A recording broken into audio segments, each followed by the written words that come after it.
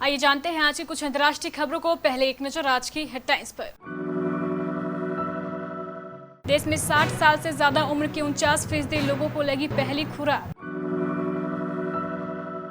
TTE को monsoon सत्र में अंग्रेजों के जमाने की सजा से मुक्ति मिलने की उम्मीद।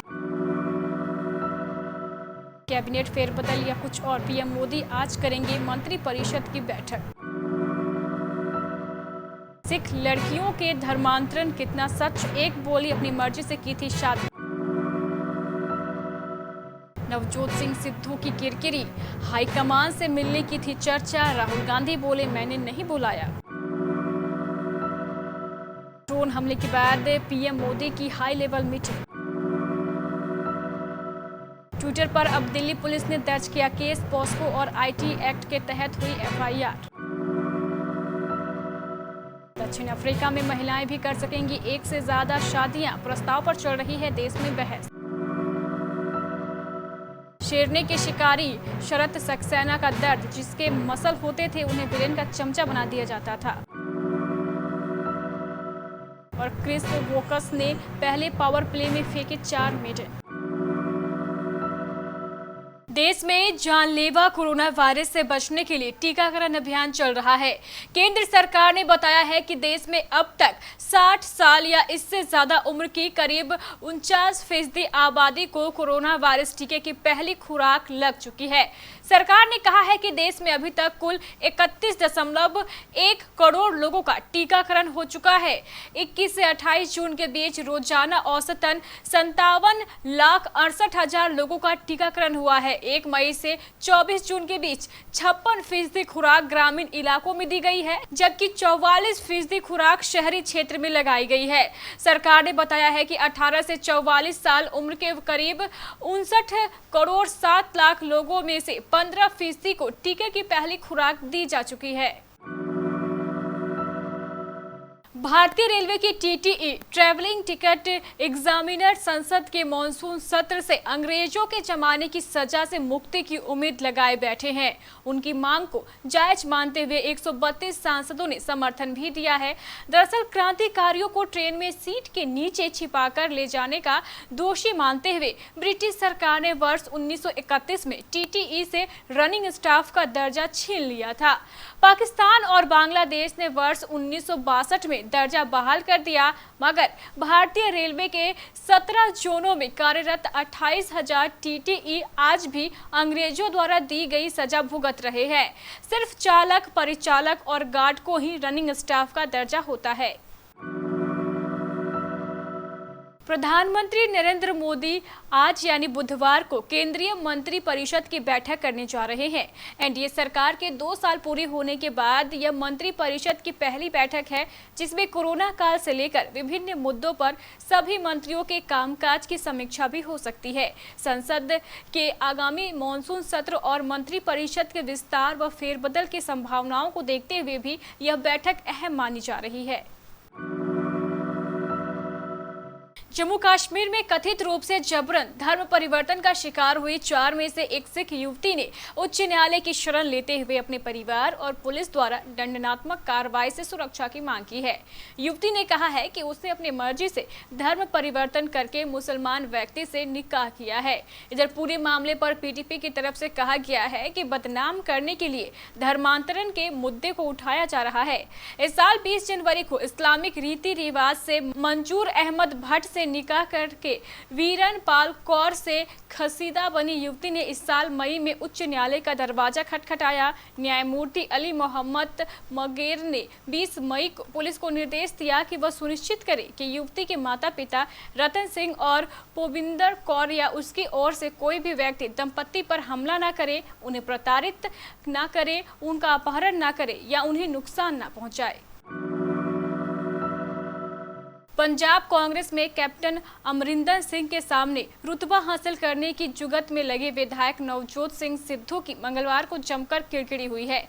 सिद्धू के करीबियों ने सोमवार को मीडिया में यह खबर फैलाई कि नवजोत सिंह सिद्धू को प्रियंका गांधी और राहुल गांधी ने मिलने के लिए बुलाया है। राहुल गांधी ने मंगलवार को नई दिल्ली में मीडिया से बातचीत के दौरान साफ कर दिया है कि उन्होंने सिद्धू को मिलने के लिए नहीं बुलाया है। पंजाब कांग्रेस की पंजाब कांग्रेस के अंतर कलह पर मुख्यमंत्री कैप्टन अमरिंदर सिंह आलाकमान की 3 सदस्यीय समिति से दूसरी बार मिलने गए थे। विवाद का मुख्य कारण सिद्धू द्वारा कैप्टन के कामकाज पर सवाल उठाना है।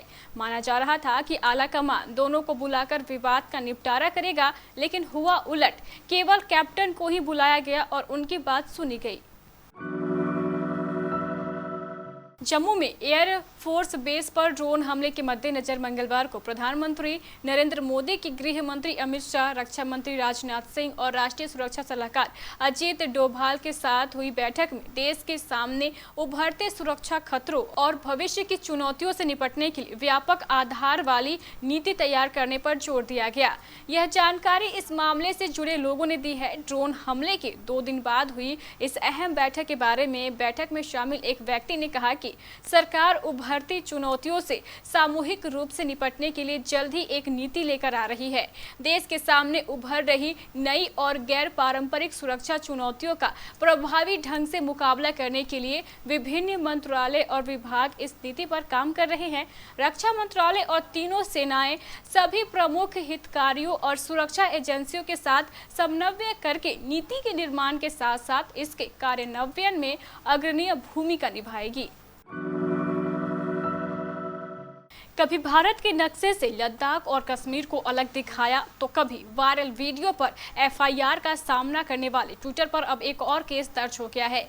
इस बार ट्विटर के खिलाफ दिल्ली पुलिस ने चाइल्ड पोर्नोग्राफी के मामले में केस दर्ज किया है। पुलिस ने ट्विटर के खिलाफ आईटी एक्ट और पॉस्को एक्ट के तहत सोशल मीडिया कंपनी के खिलाफ केस दायर किया है।